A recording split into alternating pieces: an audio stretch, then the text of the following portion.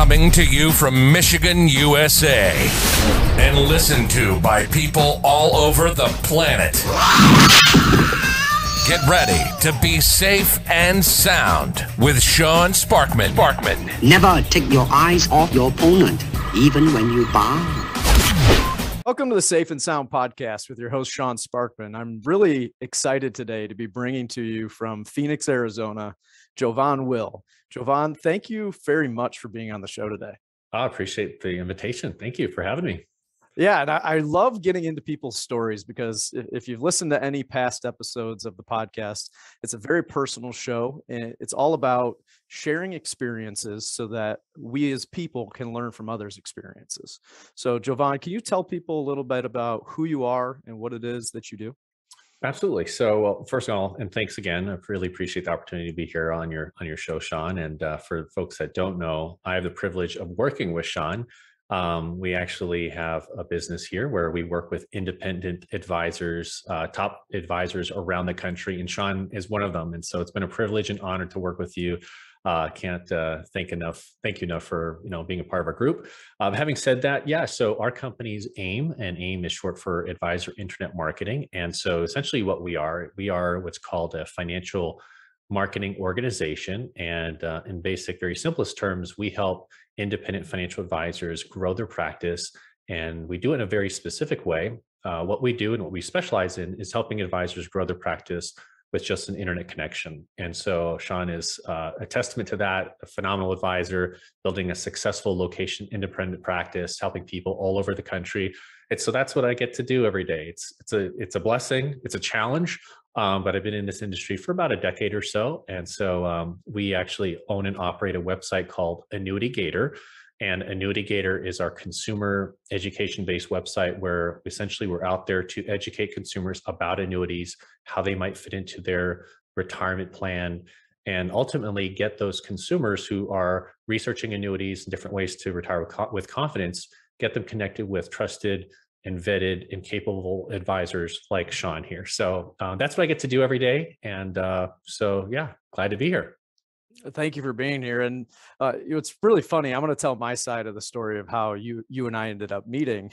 And when I started my career in the life insurance industry. And as I was transitioning from life insurance, learning more how life insurance fits into financial planning, and then eventually becoming a full-fledged financial advisor, I had a friend of mine that, funny enough, the story of how I met him is kind of crazy. So he did insurance through Mutual of Omaha's website for disability insurance. And being that I'm a martial artist, et cetera, I knew that if I got injured at any point, I would need some kind of income coming in to support my family as I recovered. So I went on Mutual of Omaha's website and I just put the little thing in and said, okay, here's my name and email. Somebody please call me to help me out here. And this gentleman, his name is Blaze Dietz. He gave me a call, and funny enough, at the time, when I first started in life insurance, I didn't know you could do things over the phone or over the internet. I had no clue. I was trained from the beginning. Hey, you go see people in person, you go visit them in their home. So Blaze calls me, and I basically booked an appointment to go see him at his house. And I remember he was kind of weirded out. Like, I guess you can come see me. And so I go see him. And when I knock on the door, his wife's like, who are you? Why are you here? And I'm like, oh, I'm here to, do disability insurance. And she was like, that's really weird. Let me go talk to Blaze. Like, all weirded out while I was there. And finally, Blaze comes in. He lets me downstairs into his basement office. And he tells me, hey, you're the first person I've ever met in person for this. And I was like, really? He goes, yeah, no, I've been working 100% virtually for a large number of years. This is just what I do. He's like, the way you set the appointment with me, I just wanted to meet you because you were so good at it. And I go, okay. And then we're sitting there, and I have obviously a very distinctive laugh. And he's looking at his computer screen because his computer was like over here. He's looking at it, and then he turns while I'm laughing and he goes, are you a Dylan? And my mom's maiden name is Dylan. And it turns out that he and my uncles went to college together and worked for his uncle, and they worked together for a large number of years, but we met through the internet of all places. And it's like, oh, our families have been friends forever. Just like one of those weird, like, God made it happen kind of things.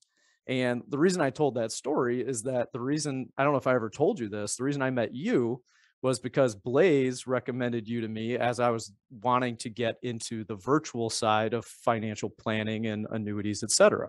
So, all things happen for a reason.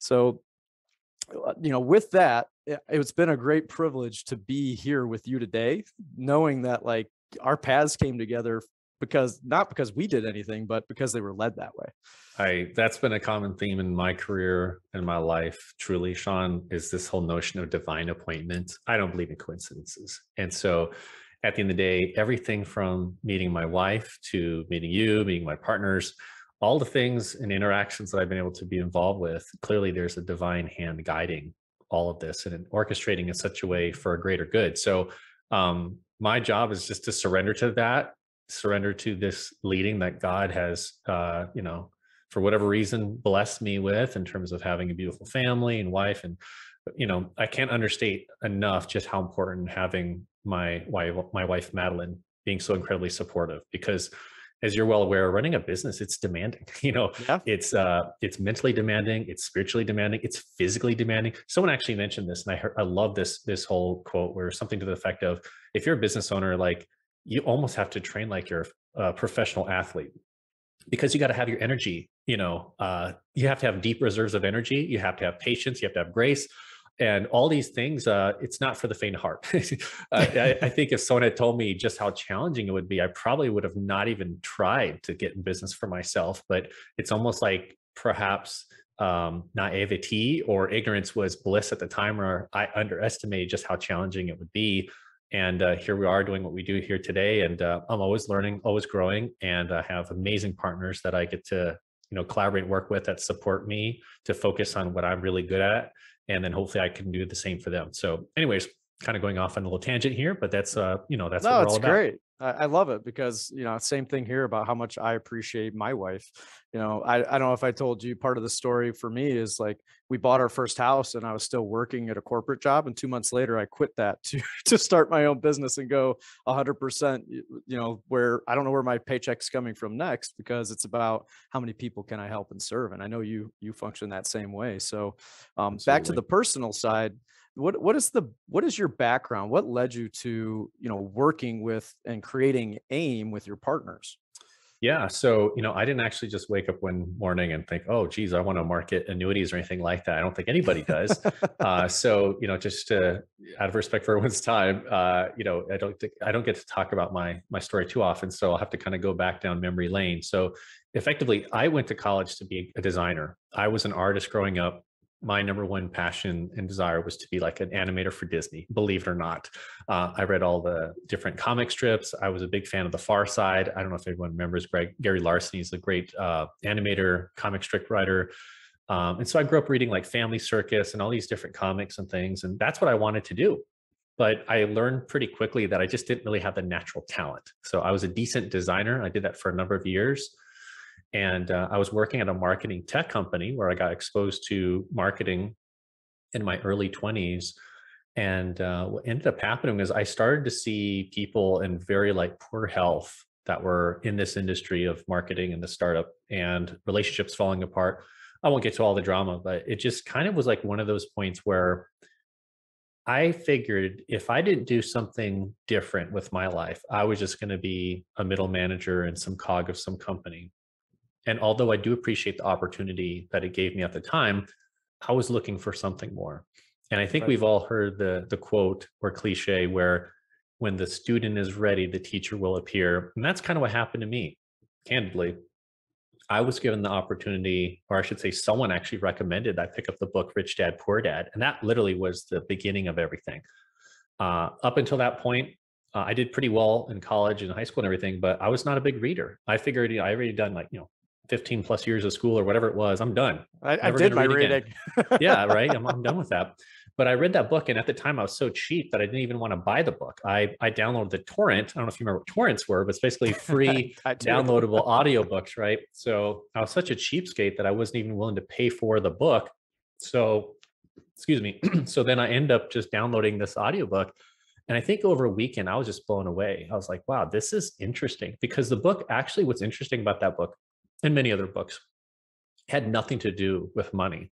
It had everything to do with money and nothing to do with money. It had everything to do with life, and it had to do with like living to your fullest potential and things like that. And so that was kind of my first exposure to this whole personal development industry. Like, next book I read was, How to Win Friends and Influence People, then Tony Robbins. And then hundreds of books later, looking back, a lot of these books and authors were my mentors, right? And so I had a very interesting opportunity where it just so happened that the author of the book, Rich Dad Poor Dad, is based out of Scottsdale, Arizona, not too far from where I was living. And I got an invitation through MySpace. Everybody remember MySpace? This is before Facebook, kind of aging myself a bit. And there was a game called Cash Flow. They were having this cash flow board game over in the Scottsdale office of the Rich Dad Poor Dad author. I have the board game sitting on my shelf.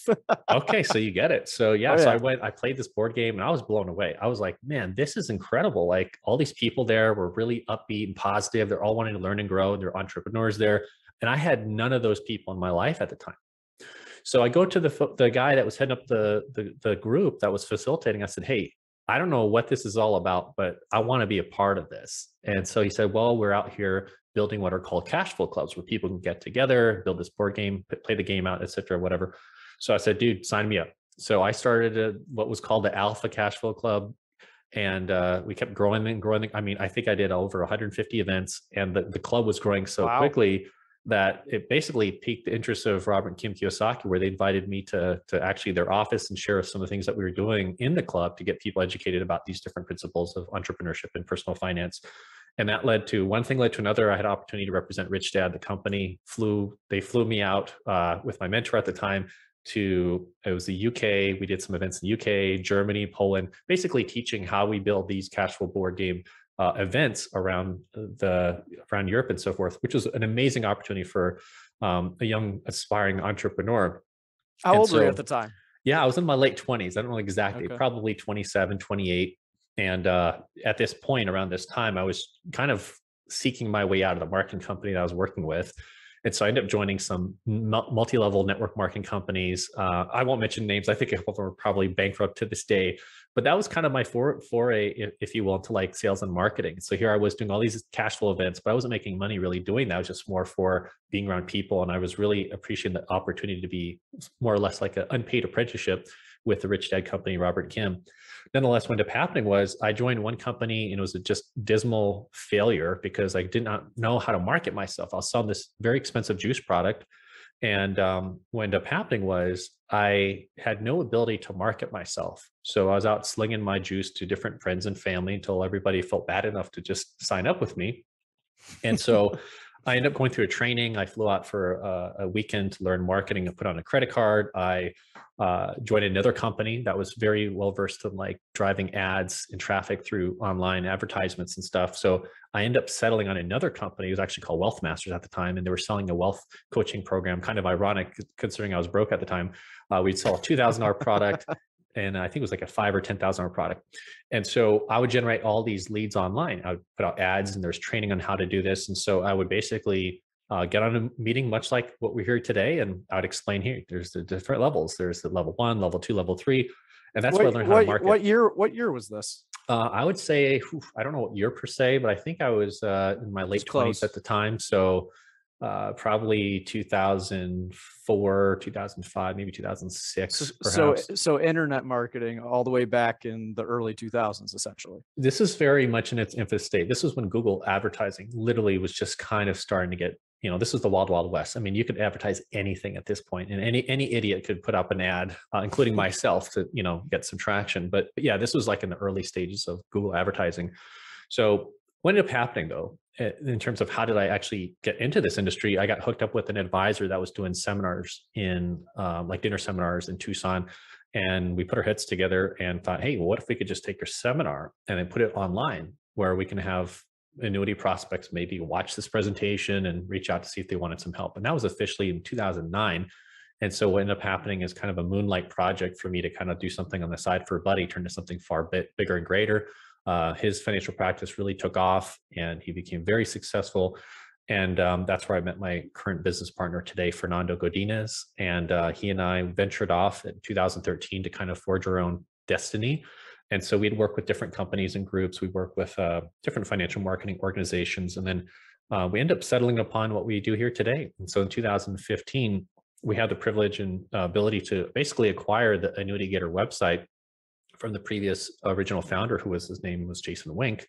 And we also had acquired the website Advisor Internet Marketing from a couple of folks that were basically who had launched it prior to us.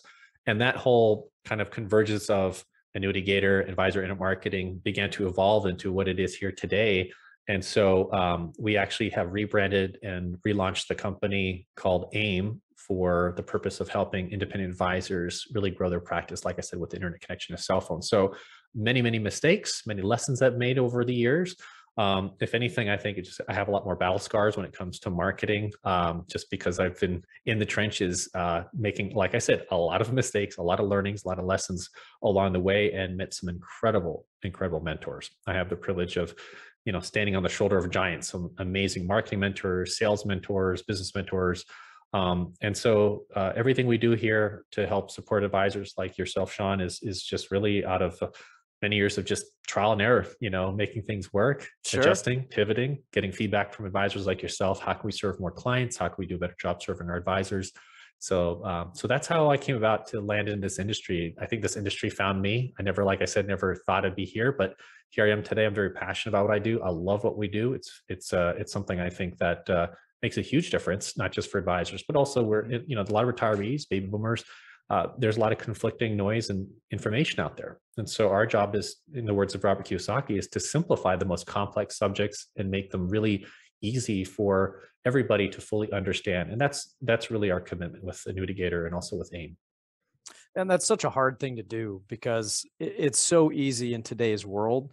This is something I deal with every day, right? When you guys do your side of the business and you bring clients that are able to come and talk with me, and you start the process, but then there's the second half of the process, which is really taking that beginning of these complex subjects of being inundated. If you're over the age of 50, 55, you're literally inundated on a day-to-day basis with, here's the financial news. This is bad. This is bad. This is bad. This is bad. Oh, maybe there's a good thing.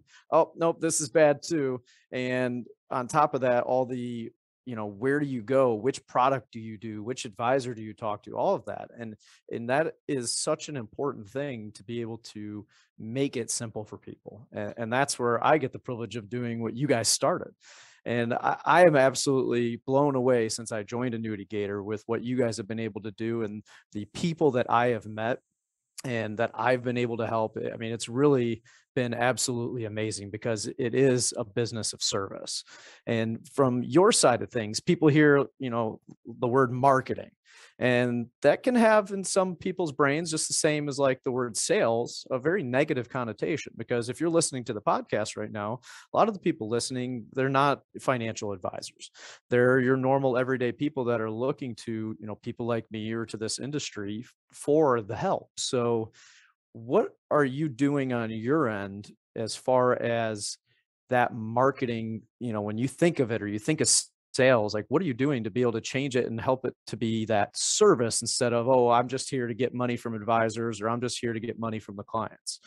Mm-hmm. That's a great question. Well, first of all, fundamentally, I just think as a kind of a situation that we have to contend with is that the financial services industry has a lot of black eyes, more or less, meaning there's just been a lot of, let's just say, shenanigans and shadiness going on, where people, I think it's one of the most least trusted professions. That's what some research and studies have stated over the years.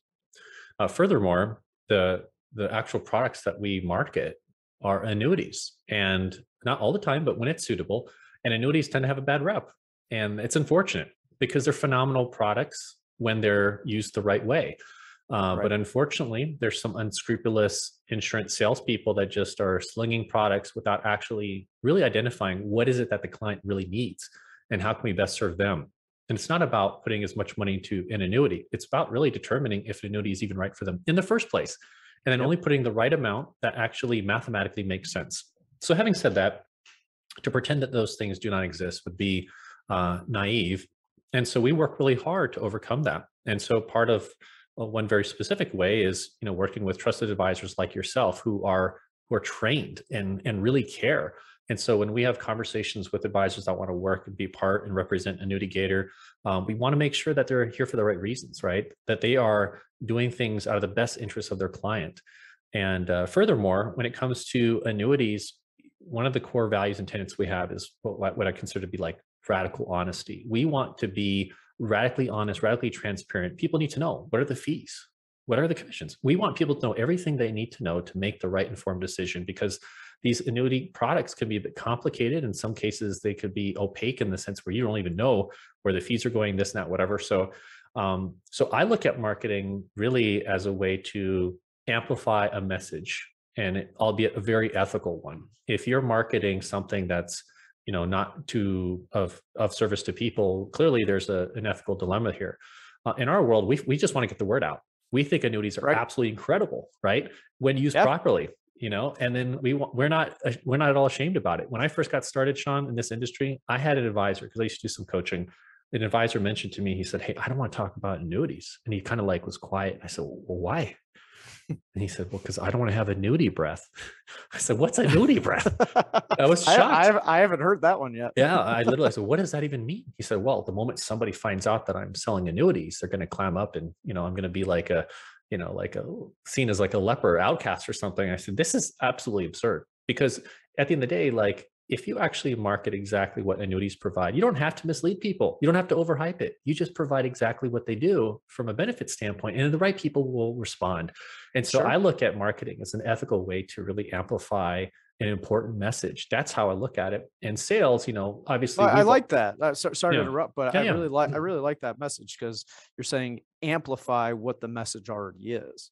And there's an old adage that, things like, say, money, they don't make you a new person. They don't change you as a person. Like if you have a lot of money, if you're rich, they really amplify who you are as a person. So it's interesting that marketing does the same thing, right? It's not, hey, this is bad or this is good. Marketing in itself is not a bad or a good thing. I like that terminology. I've never heard it before of, here's the message and we're going to make it so that you can get it to more people instead of just a limited group.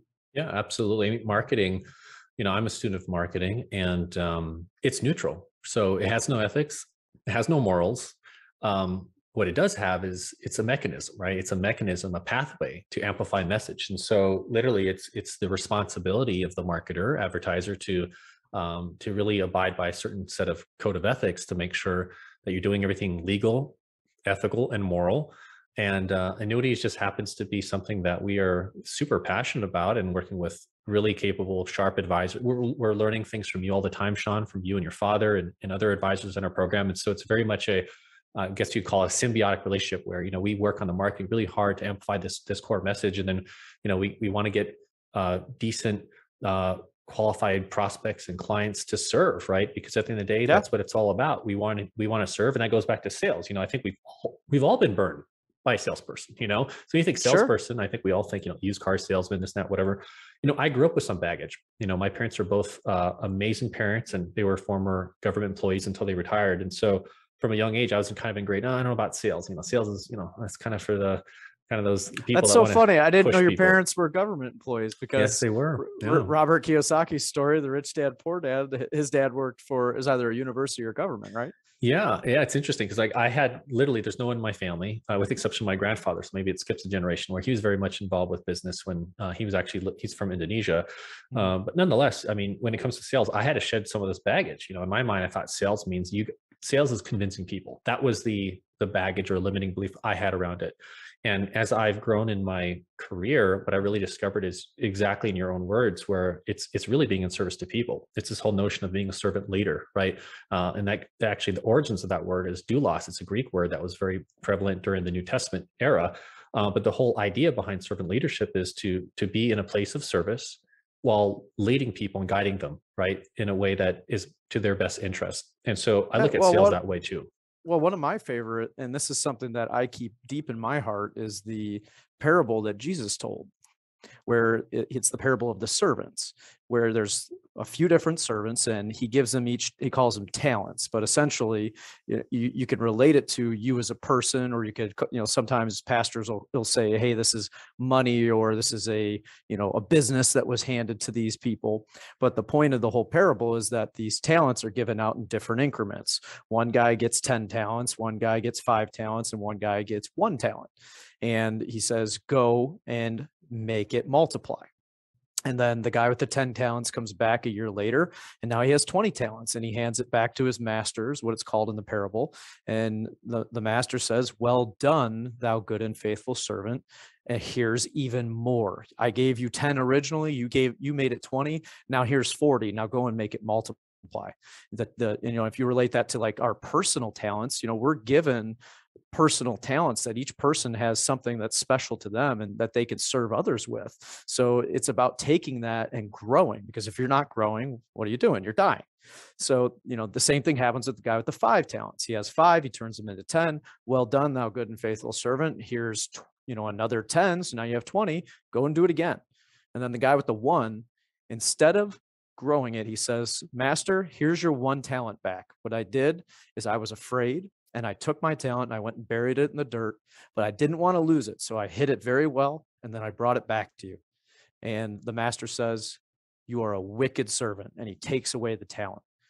And the moral of the story is that he didn't use what he was given. And that is something that has always just really resonated with me, because that's what I want to do on a day-to-day basis. And one of my favorite things about you, meaning AIM and Annuity Gator, and of course you as your own personal person, or as your own person, and you and Terry, is that you guys think the same way. And I know you do. We share those beliefs. And what that's meant is, like you said, symbiotic. It is symbiotic because you listen. Because when I come to you and I say, hey, a client was saying this, or somebody was saying this, and here's what we can do better, here's how we can reach people better, you guys listen and you make the changes. And that is one of the most impressive things, because before I was with you, I was just telling this to a client the other day. So before I was with you guys, I was with a different organization that did annuities. And in their organization, it was, you bring a case to us, and what a case would be, I go and collect data from a client. So age 65, married with a 64-year-old, they have, these assets, they're looking for income or growth or whatever it may be. You bring that to us, you send an email, and we'll then give you a case design, which is, here's your product or 2, go sell it to them. Here's why the product's good. And I would always go back and be like, hey, I mean, this is great, the product looks good, it seems to fit, but what else is there? And it's like, oh, don't worry about what else there is, this is the best. But I don't get to see behind, like Terry calls it the Wizard of Oz curtain, right? Like, even as the agent, the advisor, I couldn't see behind the curtain. So if I'm the agent, I can't see behind the curtain. How does that feel to the client? Sometimes they don't even know, but if they can't do it and they're looking at me and I'm supposed to be their fiduciary, I'm supposed to do the right thing for them. How am I supposed to do the right thing if I can't get behind the curtain? But you guys, you just cut that curtain right in half and you said, hey, you get all the access, which means not only do I get all the access to do the learning, but now I can show my clients the same process. Like, hey, here's what I'm seeing. And here's the same thing that I look at on a day-to-day basis. And this is why this one may or may not be right, et cetera. Here's where it fits in your plan. But I brought all that up because I think it's very important what you guys do. And I want you to know how much I appreciate it. I appreciate you saying that. And I mean, you brought up something which I hold very near and dear to my heart. It's this whole notion of stewardship. And so being that I grew up in a very traditional Baptist church, I got the Sunday school definition of stewardship, but I didn't really understand how to practically apply that in the marketplace.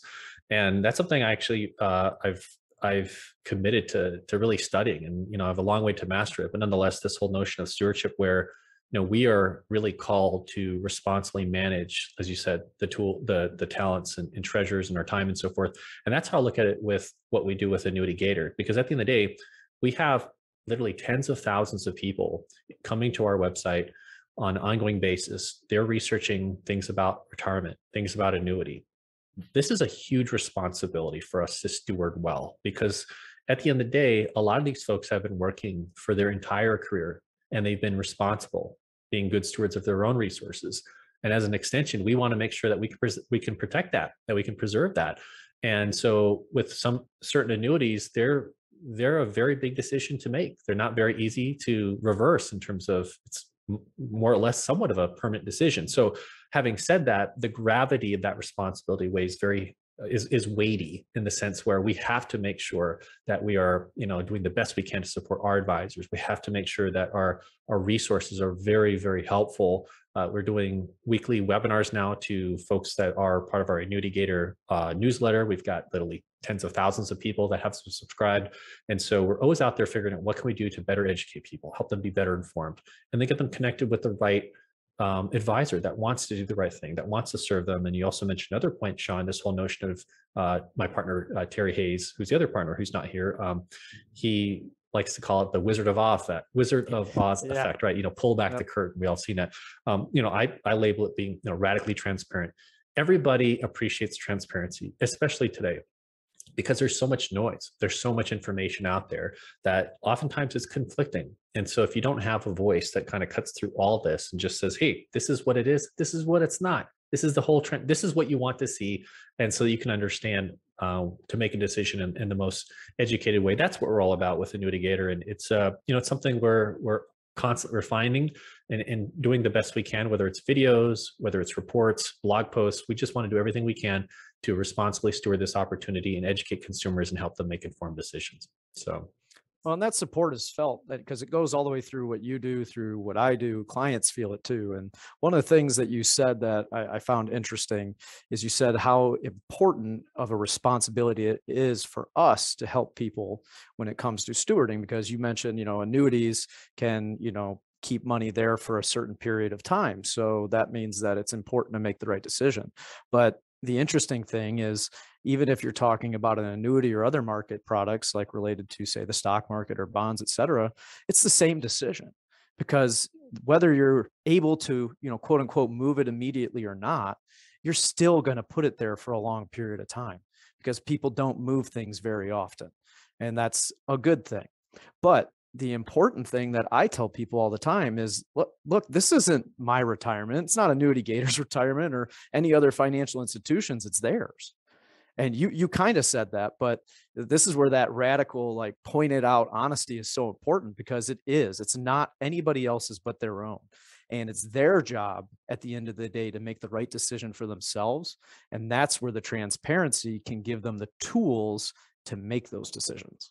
That's really good. There's a book I remember reading many years early on in my career called The Greatest Salesman in the World, a fantastic book written by the late author who was a personal development guru many years ago, Og Mandino. Not sure if he was a man of faith, but clearly the book has a lot of biblical references to it. But, I won't give away the punchline, the end of the book, but the whole notion behind it, the greatest salesman in the world, he was actually alluding to some apostles back in the early church. And if you think about it, that's all really sales is, just the ability to ethically persuade somebody around a specific point of view and lead them to making a decision. So whether you're talking about your faith, you're selling, right? If you're wanting to meet a spouse, you're selling, right? Sales is everywhere, right? And the reality is that oftentimes the baggage that, at least myself and how I was raised to a certain degree, is that, sales can be shady, it's pressuring people. And we own it. We obviously, we embrace salesmanship and people being good salespeople and so forth. Because I think the world needs more good salespeople, right? Not the opposite. We need more people. I agree. I had a guy the other day. He was he's like, oh, you're just trying to sell me an annuity. And he got really aggressive. And I laughed and I go, at the end of the day, I'm not trying to sell you an annuity. What I'm trying to do is help you to be able to buy something on your own, whether it's an annuity or not. Right. I don't even know. It was a first call too. So it's like, I don't know the annuity's right for you. You don't know yet either. The whole point is going through the education, and there's nothing wrong with the sales, because the way he said it had that, like, people get that derogatory of like, oh, you're selling. Like it's a really bad, aggressive thing. But you're, like you said, everybody is all the time. I mean, how else would we get married in the first place? Yeah, exactly. Right. Lucky, At some very point, fortunate. my wife had to buy me. I know she fell hook, line, and sinker for my sales presentation. No, that was probably a little luck with It's that. just Obviously. a much longer closing process. Yeah, exactly. But no, it's good. I mean, sales is just like marketing. It's neutral in and of itself, right? So, I mean, in the hands of the right person, you can do some amazing things with sales, right? And so, if we look at any notable person throughout history, and we're talking even monsters like Adolf Hitler, or instrumental people like Martin Luther King Jr., or you name it, John F. Kennedy and so forth. If you study these notable people, they were all brilliant salespeople, because what they were able to do is convey their ideas in a way to move the masses. And so that's a very tall responsibility. Obviously, it's been wielded in the hands of some wicked people, but for people who are ethical and are committed to doing the right thing, I think there need to be more people. I think we need to get the word out. We need more people that are in the marketing and sales profession to have really good ethics, that want to do the right thing, that they want to serve people and clients in a big way, because it's a missing right now. I really believe that we need more people that want to roll up their sleeves. As a matter of fact, in the financial services industry, you probably well aware of this, it's a profession where not enough young people are moving into the profession. And a lot of folks are retiring out. And so seeing someone like yourself who's relatively young, I think it's amazing. We need more young-minded people in the industry that really want to serve clients and do the right thing, that are going to be around for decades to come. Because the advisors that are approaching their retirement years, many of them don't even have a succession plan. They don't have a successor to carry on and serve these clients for the next generation, more or less. So it's great to see what you're doing and what you and your father have got going on. It's truly inspiring. So yeah, I really appreciate the opportunity to be here, man. This has been a great conversation.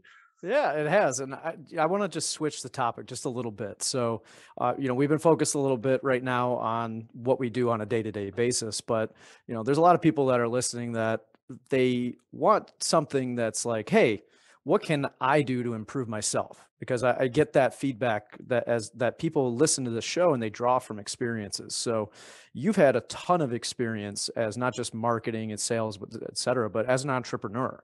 So just speaking as an entrepreneur, not related directly to what you're doing on a day-to-day basis, what is something like a piece of advice that you could give to people that are listening that they could use if maybe they're thinking about following that same path? That is a fantastic question. Well, I think just looking back in terms of my career, and Lord willing, have many, many more years to come in terms of what I can accomplish and achieve. But I think that what inspires me is seeing people live to their fullest potential. Because when I have team members and advisors do things that are extraordinary, I'm like, wow, that's remarkable. So, I mean, I think you got to kind of look, before you want to like go out and be an entrepreneur, this or that. Like, I think looking within is a very important thing. So I know it sounds a little bit out there and abstract, but I think, taking personal inventory of like, let's take a look at what the end outcome is going to be. And not to sound too morbid, but as of recent, since I have an 11-year-old son, I've been thinking a lot more about my future. 11-month-old son? Yeah, 11 months. You said year.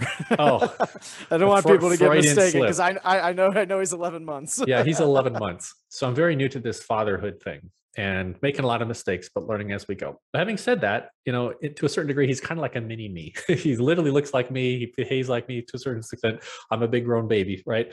But I guess as I've been, in pursuit of like, what do I want him to, what values do I want to instill in him? What do I want him to know me as a man, to be known for? And so I think starting with the end outcome first, like on my deathbed, Lord willing, it's many, many years from now, like what are people going to be saying about me at my funeral, right? I think about that stuff, and it sounds a bit more morbid, but there's this Latin phrase called memento mori, which basically in plain English means remember your mortality. Mm-hmm. So, whether someone wants to be an entrepreneur, this, that, whatever, I think it's important to kind of think through, like, what do you want to be known for? What kind of legacy do you want to live? And what kind of impact do you want to live? And so for me, my first number one guidepost is, I am a Christian. And so everything I do is through the lens of what can I do to bring glory and honor to my Creator, who has given me this incredible life that I get to live. And then secondary to that, how can I honor my wife and be an amazing husband and then be a great father? So those are my values. So I would say the very first thing, if somebody wants to embark on this whole journey of entrepreneurship or just bettering oneself, is just kind of take stock. Like, what is it? What are your core values, right? What do you want to be known for? And then from that standpoint, practically speaking, I think mentorship is phenomenal. Being around people, we all know the phrase, but you're the sum average of the 5 people that you've been around and so forth. But I think mentorship's played a big hand in what I've been able to do and learn. And that could be either like a remote mentorship, that could be seeking out in-person mentorship, or reading. And I think, in this pursuit of improving and bettering oneself, you got to get super clear on what is it that you're naturally good at. Skills can be acquired and refined, but everybody kind of has a slant in terms of how they're wired. I have the blessing and privilege that one of my partners, Fernando, he's incredibly gifted with managing people, and incredibly gifted with processes and analytics. And I'm not in any of those things. And so, I'm right there with you. I used to try to shore up all my inadequacies and weaknesses, Sean. But what I've discovered is like, own them. I'm not wired that way. I'm a feeler. I'm a naturally own empathetic. them and then amplify your strengths. Absolutely. Now there comes a time, when you got to grind, you got to do whatever it takes. So I had to learn to code websites at one point in my career. I had to learn to do processes, because you got to do what you got to do to succeed. But having said that, there's a seasons, right?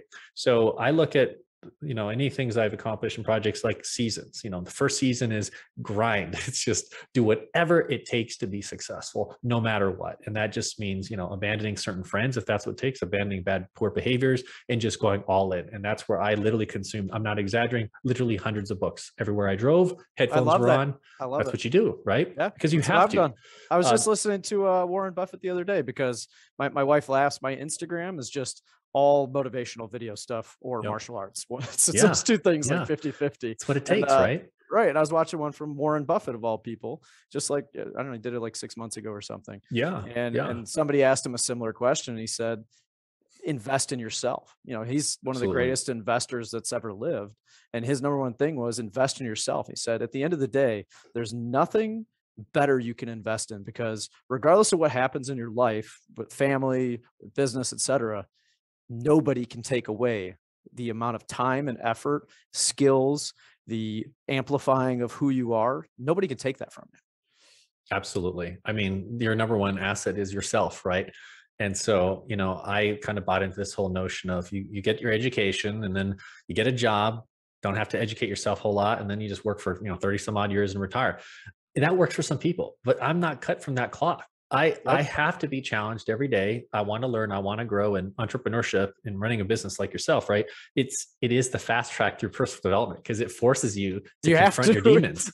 Yeah. Oh my goodness. If there was the two most challenging things I've ever embarked on. Number one is marriage. Okay. Number two is starting a business.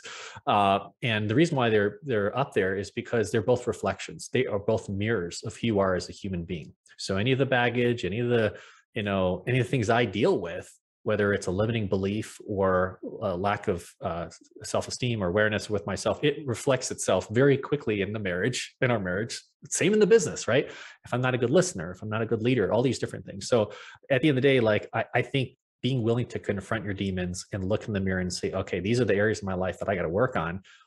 That's what I love about being a business for yourself, because it is a daily confrontation of your own worst enemy, which could be things that you haven't dealt with from time to time. And so I'll be the first to admit, I get help. I have a spiritual mentor I meet with. I'm literally going to be meeting with him this week. I've had a health coach to help certain situations. I've had business coaches. I've had a mentor and coach, or some type of a person to help me. Because at the end of the day, like if you want to grow and be a person, if you want to actualize your full potential, as you work with senseis and dojos. This is not a solo thing, right? This is a team. I love that you said sensei, because the Japanese definition, translated from Japanese to English for sensei, is the one who came before. That's great. And that it's not based on age either. Like sometimes people think sensei, they think like, Mr. Miyagi. The one who came before could be any age. Right. It just means that in that particular part of life, they've followed a path that you haven't yet. They went down that path before you did. So what does that mean? They can take you down the path too, because they already know it. Right. Yeah. I can't state that enough. I mean, you got to find people in areas of your life that are meaningful, and then, find relationships to help them kind of, move you towards your goals and all that. So, yeah. So, I mean, I know it's a lot. It's a lot to unpack. I mean, you could probably do a podcast for each one little aspect of it, but, right. and maybe I just believe this one last thing. It's just, I met my wife and her name is Madeline. if there's one, I have a lot of weaknesses. Okay. But if there's one area that I've really honed in on is I have a total inability to quit. I just cannot quit. I just can't, just like you, right? Yeah. I will Oh, yeah. figure it Yeah. out. And so, there's books about this grit and everything, and it's a muscle. I wasn't always this way, like you're a well-accomplished martial artist, Sean. I wish I could say that for myself. I did 2 years of martial arts and I quit. If I look back now, I wish I did commit to it. I would have been a quadruple black belt in Aikido with the here's some good news though. Just because you quit didn't mean you actually quit. You just took a pause. That's one way of looking at it. Yeah, I like the way you framed it. That's the way that's empowering. One of my senseis, he's only 4 or 5 years older than I am. Yep. And the reason he's my sensei is he's been doing this since he was 4, and I started when I was 20. Yep. But he says all the time that some of the adult students, the vast majority, are people that came in because they brought their kids in, and they're in their 40s and 50s and 60s. I mean, I've seen guys in their 60s go through black belt tests. So you didn't quit; you just took a break, and you're going to find your way back there. It's probably in the cards. I know I have aspirations having my son in martial arts because I've just seen the benefit of it. Even the short period I had around, I've always grew up watching Bruce Lee films and everything, and so anyways, grit. You couldn't understate it enough. You got to just commit and do whatever it takes, ethically, legally, and morally, to get her done, right? I just watched Larry the Cable Guy the other day, and now it's ringing in my head. Get her done, right? Maybe that's what it takes. You got to do whatever it takes to get the task done to get you to the next level. I mean, that's simple. Awesome. Yeah. Well, as we wrap up here, before we do, is there anything that I should have asked you that I didn't think to ask? Ooh, wow! What a deep, thought-provoking question. You're such a great interviewer. Well, I would say yes. There perhaps could be one. I think there's this whole idea of a lack of clarity around how men can operate and conduct themselves in the world today. And that's something I'm actually very passionate about. And what do I mean by that? I'd say that, the world needs a lot of, obviously your podcast is popular and there's going to be diverse people listening, but I think there's a special calling and mantle upon men to really lead well. And not to say that women should not lead, but I'm just saying that there's a lot of resources that I've noticed, even in the church, other places, for women to thrive and environments for them to grow and flourish.